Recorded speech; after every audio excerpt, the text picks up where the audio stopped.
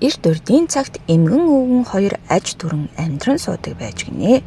Нэг өдөр өвгөн "Эмгээ, амттай сайхан борцог хийгээч" гэж гин.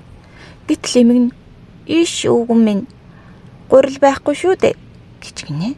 Гэтэл өвгөн "Авдрын ёроолыг ухвал атга гурил, савны ёроолыг ухвал шанаг гурил гарна" гэж гин. Эмгэн өвгөнийхөө хэлсэн ёсоор авдрын ёроолыг ухаж атга гурил, савны ёроолыг ухаж шанаг гурил гаргаад өрөмтэй сүгээр зурч өтгөн тосон чанаад амттай сайхан өнхрөөш борцог хийж гинэ. Түүнийгээ хүргэхгүй тавьчихсан байсан чинь өнхрөөш борцог өнхрөө зүхтаачих гинэ. Тэгээд баавгатаа таарч гин. Баавга "Ямар сайхан амттай борцог вэ чамайг идэндээ" гэтэл "Баавга хаа би танд дуудуулж өгье" гэж гинэ.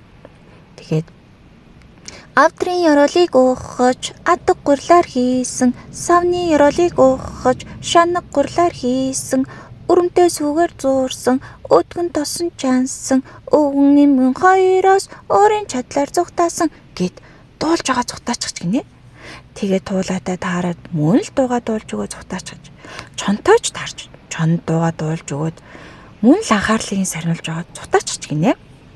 Тэгээ цаашаа явж байгаа залчаар үнэхтэй таарч гин.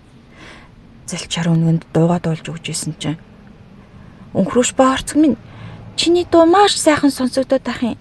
Даан чихжийнхэн чих хатуу. Тэгэхээр чи миний хамар дээр суугаад дуулж өгөөч" гэж гинэ. Гэтэл өнгөрсөн өнхрөөш борцог хамар дээр нь суугаад дуулж гарч гинэ. "Авдрын ёроолыг ухаж атга гурилаар хийсэн" гэж дуулж исэн чинь яах ихийн зурдгүй хап хийгээд өнхрөөш борцгийг ич гэж гинэ.